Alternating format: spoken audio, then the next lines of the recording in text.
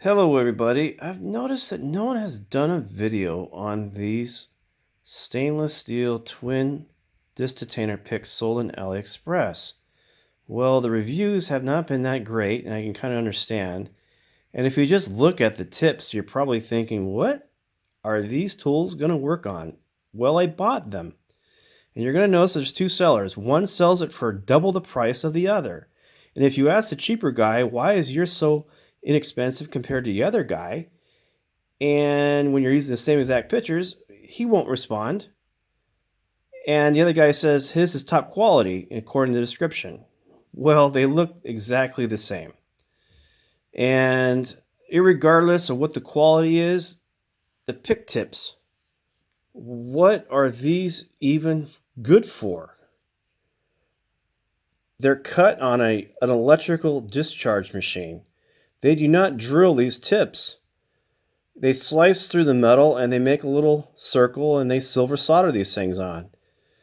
These things look to be about 2 millimeter thick, 1.5, 2 millimeter.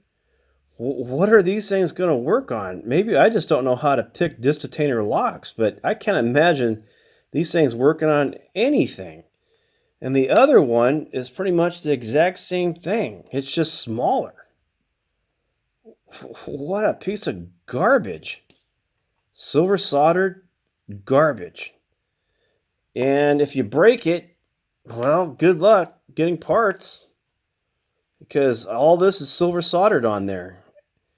I haven't put a mic on this, but it looks to be about 5 millimeter on the shaft. Just garbage. Well, I bought these things knowing that they probably weren't going to work. And I thought, could I use some of the same principles that I use to make my dimple picks to repurpose these tools for parts to make a front tensioning disc detainer pick. So when I make my dimple picks, I take a grub screw and I drill this out to a 1.40 hole all the way through. And I put a notch on here to accommodate a 3 millimeter grub screw. And I do it toward the end. So that grub screw bites into the shaft and it's strong. I've never had one of my picks slip or break on me. So if I could apply that same technology to a disc detainer pick just on a larger scale, it should work. Well, that's exactly what I did. And this is what I came up with right here. And these are the same parts from my other video series. I think I will rob those parts to permanently affix it to this, what appears to be now a silver bullet ripoff. Now, this did require a lot of work. What kind of work did I have to do? Well, I had to sand this really smooth because there's a lot of grittiness in the plunger, or at least there was. And part of the reason for that is because I use a boring bar to make this hole, and the signature left behind interacts with these little indentations, which are very well defined, by the way. I like that. And you're going to get a lot of grittiness on this plunger, and you have to not only sand this down, but you have to run a Dremel on the inside of this barrel in order to take down some of that grittiness. Okay, and if you do that with a small arbored sanding wheel, not a wheel but a drum, a little miniature drum, and just run it through, you'll get rid of all that grittiness. And what you're going to wind up with is a very, very smooth pick. I mean smooth.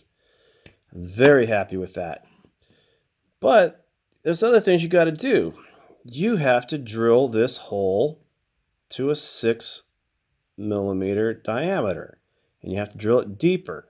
And you have to fabricate a plug with a 1.40 millimeter hole in the center. And then you have to do the exact same thing I do when I make my dimple picks. And you're going to have to put a little trench-like channel cut on the brass plug to accommodate this 4mm grub screw, with just a little bit of reveal on the shaft of the pick in order to catch it. And if you do that, it's very, very strong. And if it worked for this, believe me, it works for the Detainer pick. So, haven't had a chance to try this out yet, but there are no doubts in my mind that this is going to work very well for front tensioning Detainer locks.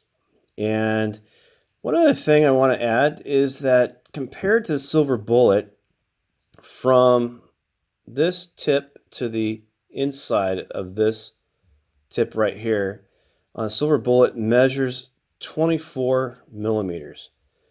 Now mine measures 21, so I lost 3mm.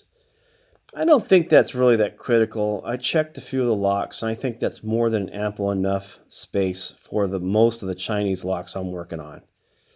And guess what? I got the last laugh on this vendor. They ripped me off on a piece of garbage, but you know what?